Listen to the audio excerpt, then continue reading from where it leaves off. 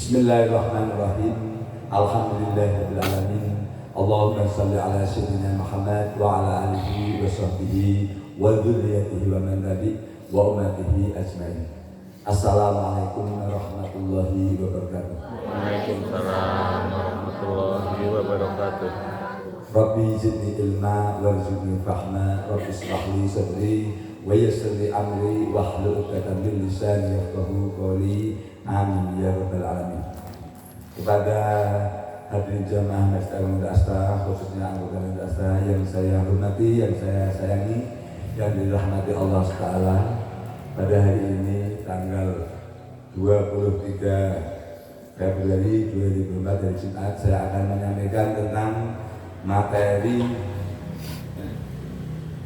Nisfu Sya'ban. Nisfu Sya'ban insyaallah pada tahun Hijriah 1445 Hijriah ini jatuh pada hari Sabtu malam Minggu tanggal 24 Februari 2024. Jadi berarti dimulainya itu setelah ada asar. Jadi apa keutamaan Nisfu Sya'ban? Jadi Nisfu Sya'ban itu, nisfu artinya itu setengah Sya'ban, jadi setengahnya Sya'ban. Jadi malam tanggal 15 Sya'ban.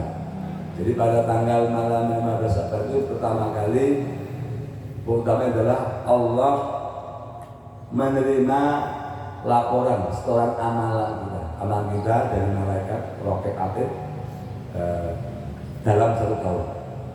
Nah, kita pada malam itu semua amalan diterima oleh Allah SWT.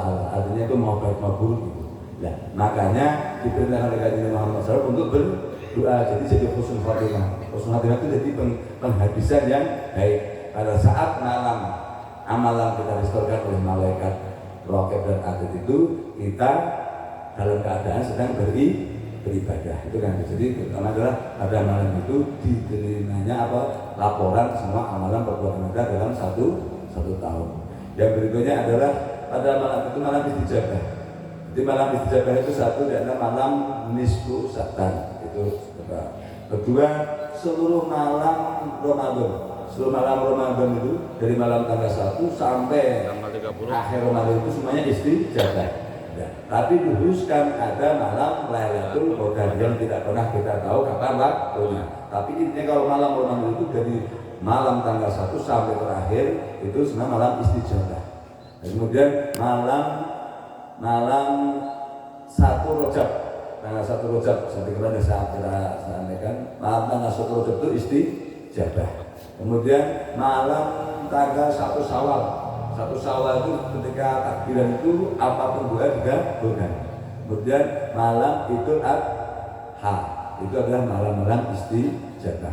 Jadi malam ketika kita berdoa di istijabah. Kemudian hadis Nabi Muhammad SAW menyampaikan demikian. Barang siapa pada malam Nisfu Sya'ban dia memohon ampun kepada itu pasti diampuni. Barang siapa memohon rezeki yang halal pasti dikabulkan. Barang siapa meminta dipanjang umur yang bermanfaat maksudnya pasti pasti dikabulkan. Jadi karena pada malam itu Allah turun ke langit dunia. Jadi Allah turun ke langit dunia untuk melihat siapa yang berdoa, siapa yang mengampun, untuk mengijabahi, untuk mengabulkan semua orang yang memohon kepada Allah Subhanahu wa Ta'ala. Jadi amalan malam Sya'ban itu adalah satu diutamakan setelah ba'dal maghrib karena mulai malam Sya'ban. Itu kita surat mutlak itu bisa surat hajat, surat mutlak itu surat hajat ada surat hajat rakatain mustaqbilah nanti adaan ma'muman lillahi ta'ala atau sendirian dimanapun, yang penting jangan sampai melewatkan malam Nisfu Sya'ban.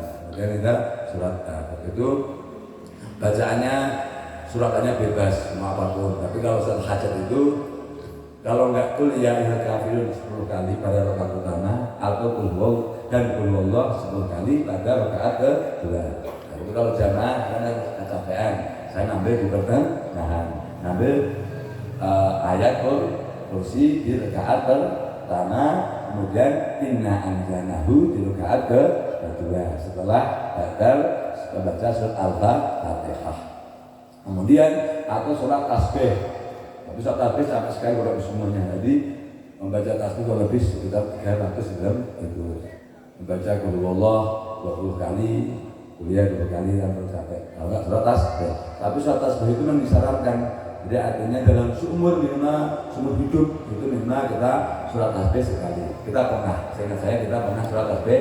Jadi minimal kita seumur hidup ini kita pernah sholat tasbih. Nah, jadi kita sengaja karena panjang karena ini kalau mau sholat tasbih itu ya nanti khusus waktunya karena kan sebenarnya ini banyak amalannya. Jadi nanti kalau sholat tasbih terlalu panjang waktunya, kasihan yang sepuh-sepuh. Nanti kita sholat hajat. Kemudian setelah itu harus membaca istighfar. Diutamakan 100 kali.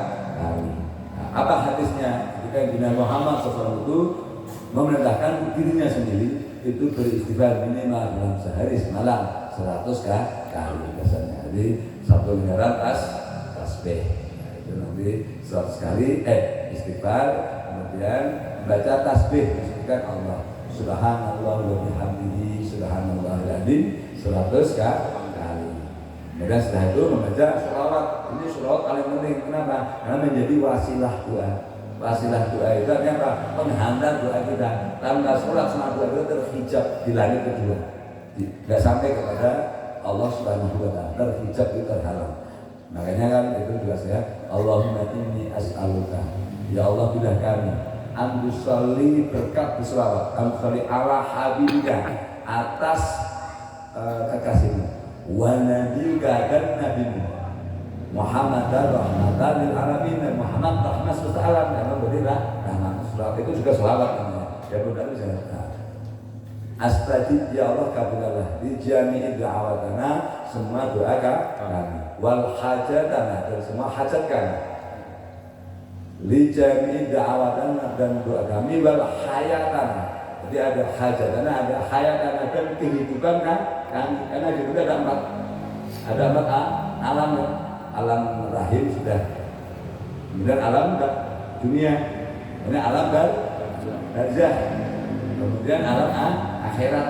Jadi artinya namanya wal hayatana dan semua dijamin hayatana dan semua kehidupan kita diistajarah oleh Allah Subhanahu wa Ta'ala. Itulah pentingnya ilmu pengetahuan dan agama. Itu menjadi wasilah doa. Dan setelah itu kemudian membaca surat Yasin sebanyak 3 kali.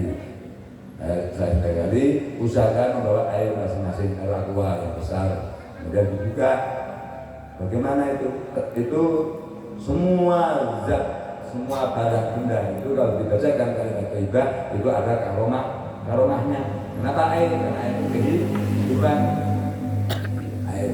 Dan kemudian nanti setelah itu air itu kan dikeluarkan bersama-sama. Setelah itu nanti sebagian diminum, sebagian dimasukkan ke kantongnya masing-masing. Kemudian nanti sebagian kalau bisa pada malam setelah tanggal 15 itu hari paginya itu yang orang tuanya sudah meninggal dunia silahkan berziarah, mereka menunggu. Makanya kalau di Jawa di sini juga ada nyadran tanggal 15 pastinya nyadran ini. Jadi bersih dulu makan. Karena setahun sekali dibersihkan makan, kemudian itu tahlil bersama-sama di makam. Itu jadi nyadran ini juga penting. Ini itu ajaran wali hasil daripada istihad ismaknya dan kiasnya para wali dari hadisnya kanjeng Nabi Muhammad SAW. Jadi usahakan jangan sampai katakanlah setahun sekali juga kita tidak ziarah. Kalau saya mah alhamdulillah bukannya sombong, setiap hari ya nggak ada hari seminggu sekali baru saya ziarah dan harus ke orang tua. Jadi kita mengingat apa? Mengingat jasanya para orang tua. Mengingat kita akan mati seperti itu. Kalau kita tidak pernah menziarahi orang tua kita, mohon maaf, nanti rasakan ketika kita mati karena kita sebenarnya pasti mati. Tidak akan ada pernah yang menziarahi. Jadi ziarah kubur ini sebenarnya sudah jariah. Nah kalau kita nggak pernah sudah jariah, ziarah kubur mendoakan orang, ya jangan harap nanti kalau mati ada yang mengiringi. Karena kalau sudah mati nanti kita butuh makan, apa makannya doa, bukan nasi, bukan kan makannya doa. Nanti kita baru menyesal. Semua orang dikirim doa, kita tidak ada yang mengiringi, kita baru menangis terseduh. Itu nyata. Karena memang nyata apa? di setiap hari Jumat begini nih, dari kemarin sore yang leluhur kita itu datang ke anaknya di depan rumah itu, dia meminta doakan, mengemis, mengemis didoakan. Nah, dia kalau nggak mendoakan dia marah. Ya Allah, sungguh mereka hina, nista dan tidak tahu diri. Hartaku dimakan, rumahku ditempatin. Sementara mereka mendoakan saja tidak pernah mau. Nah, sampai nanti gak ada asar, menjelang asar dia gak ada menit, dia pulang menangis menangis ya. Kalau mau maaf, kalau amal baik ya disiksa kembali. Kalau amalannya baik ya dia punya sedekah jariah.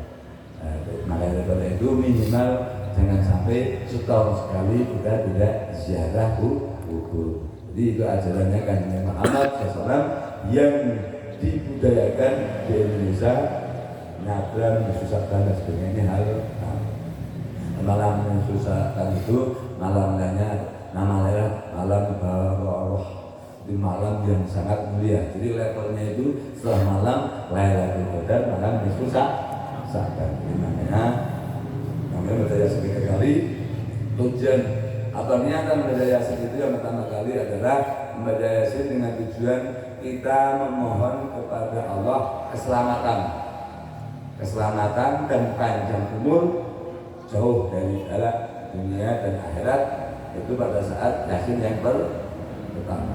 Yang kedua, kita memohon kepada Allah diberikan rezeki yang halal dan barokah. Itu pada Yasin yang kedua. Yang Yasin ketiga, kita minta kepada Allah kalau kita meninggal dalam keadaan Islam dan husnul khotimah, jadi sempurna. Jadi demikian lebih keterangan ilmu pengetahuan agama melihat dengan malam menyusahkan. Ini perlu saya sampaikan kenapa yang namanya amalan itu semuanya harus berdasarkan ilmu, tidak hanya ikut-ikutan. Malam ini tidak, jadi kita punya landasan ilmunya. Demikian, semoga bermanfaat. Billahi hidayah. Wassalamualaikum warahmatullahi wabarakatuh. Waalaikumsalam warahmatullahi wabarakatuh.